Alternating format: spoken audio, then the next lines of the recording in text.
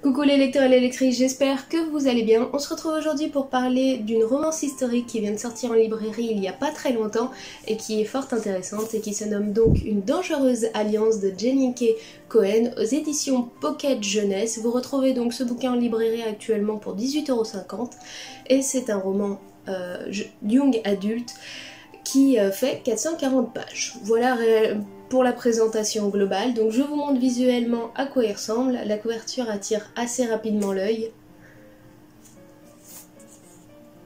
Et donc je vous lis rapidement le résumé et je vous en parle juste après.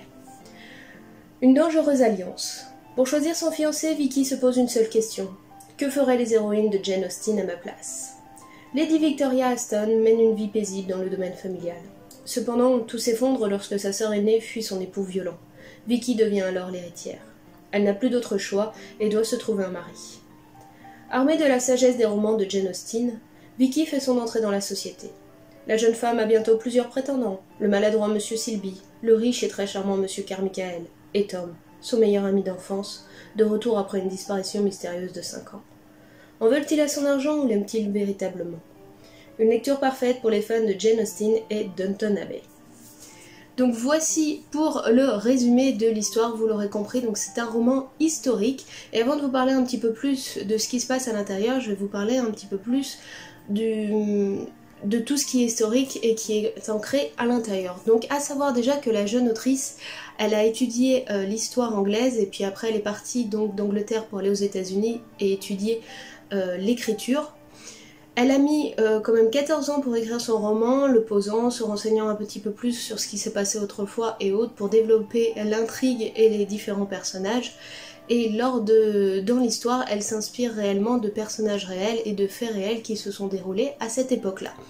Pour l'époque, nous sommes donc en 1817.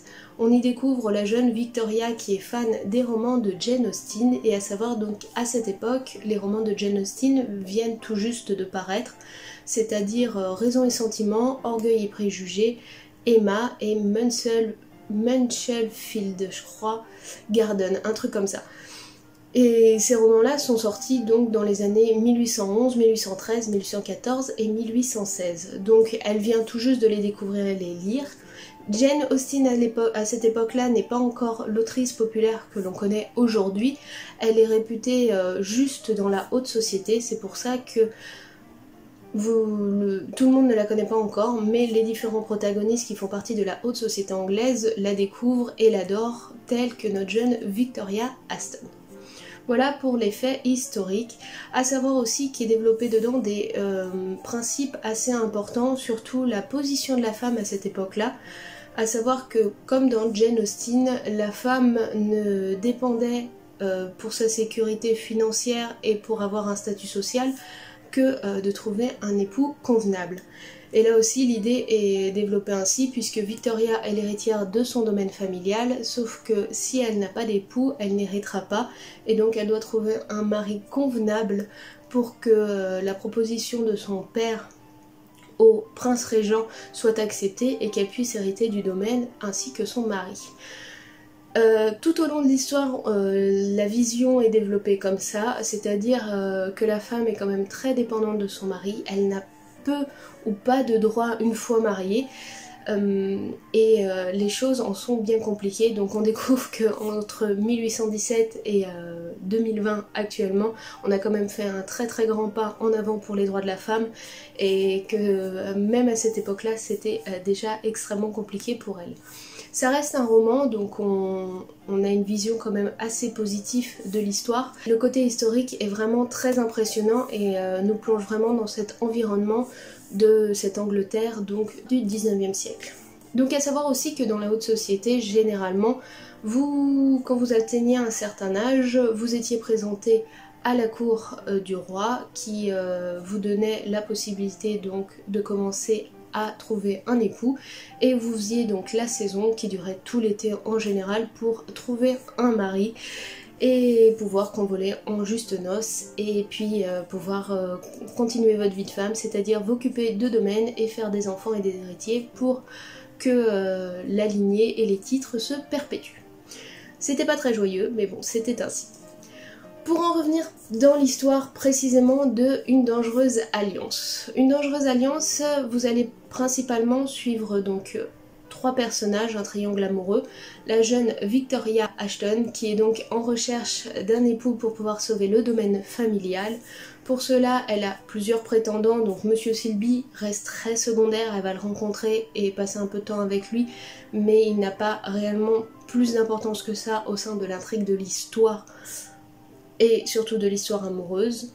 Tom, donc qui est le lord qui vit juste à côté dans le domaine avec qui elle a grandi et passé toute son enfance, et qui du jour au lendemain est parti sans lui donner aucune explication, sans rien lui dire, et qu'elle n'a pas revu depuis 5 ans. Et donc le jeune monsieur Carmichael, qui ne fait pas partie de la haute société, il n'a pas de titre et autres, mais il est extrêmement riche et s'en sort plutôt très bien en affaires.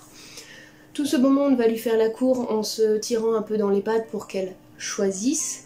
Et la vision de la demoiselle est toujours un petit peu compliquée. Elle doute entre le fait que Tom lui ait brisé le cœur et que Monsieur Carmichael est fort attirant et intéressant, mais il lui cache des choses, ce qui l'a fait douter pas mal sur son choix de futur époux. En parallèle de ça, on a donc l'histoire de sa sœur qui s'est mariée à un jeune homme qui au début semblait être charmant et après le mariage s'est montré être un homme violent et cruel, à tel point qu'un jour son mari est devenu vraiment trop violent et la situation trop compliquée, elle s'enfuit pour retourner dans sa famille et de là sa famille cherche une solution pour pouvoir la libérer de cet époux dangereux pour elle. À savoir qu'on ne divorçait pas comme on le souhaitait à l'époque, il y avait pas mal de choses à accomplir, qu'une femme pour prouver qu'elle avait des violences conjugales, il fallait des preuves. Généralement, tous les domestiques qui appartenaient donc à la famille du mari étaient plutôt du côté du mari et disaient généralement que non, si elle avait des bleus et des blessures, c'est parce qu'elle était tombée, qu'elle était maladroite et autres. Donc généralement une femme pour violence conjugale obtenait rarement le divorce. Si elle finissait par réussir à l'obtenir, elle n'avait en aucun droit le droit de se marier, puisqu'il y avait deux types de divorce, celui auprès de la cour, donc qui est côté légal et autres, et celui auprès de l'église qui lui vous interdisait en contrepartie du divorce de vous remarier derrière. Ce qui complique pas mal l'histoire aussi, puisque Vicky, donc Victoria, est très proche de sa sœur quand même, Althea. Elle découvre une sœur qui est meurtrie, qui souffre et qui est très renfermée sur elle-même. Et elle veut tout faire pour pouvoir l'aider. Elle sait que ce divorce, ce choix-là va être très compliqué pour sa sœur puisqu'elle rêvait de fonder une famille et avoir plusieurs enfants.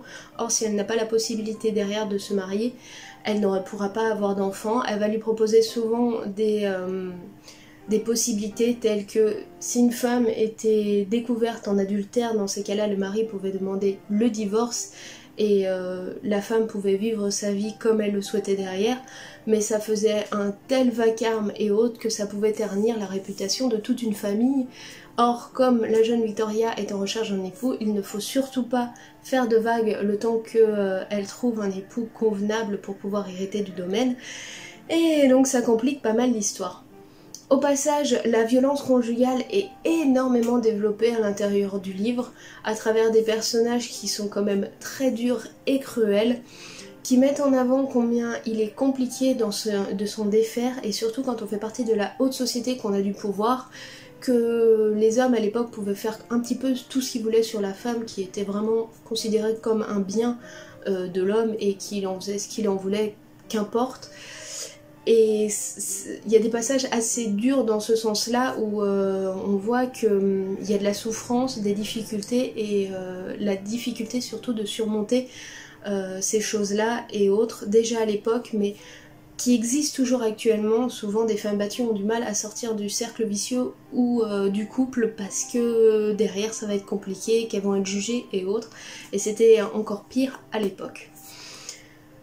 Pour les deux autres personnages, donc les deux jeunes hommes qui sont en quête de la main de la jeune Victoria Ashton, vous avez Tom donc, qui est l'héritier d'un lord, qui est assez important, qui a grandi aux côtés de la jeune demoiselle puisque leurs deux domaines sont justement l'un à côté de l'autre, et qui a eu un père aussi assez compliqué, assez violent. Donc au bout d'un moment, ayant marre et essayant à tout prix de protéger ceux qu'il aime de caractère dangereux de son père finit par le chasser du domaine, et pour protéger Victoria, il préfère couper les ponts pour ne surtout pas qu'elle se rapproche de cet homme qui pourrait lui faire du mal, même s'il n'en est pas certain.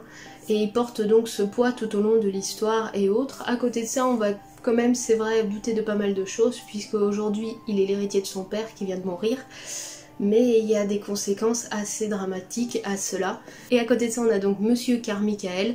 Monsieur et pas Lord, parce que comme je vous l'ai dit, il n'a pas de titre important de la haute société londonienne, mais effectivement il est très bon en affaires et il a déjà une très belle fortune.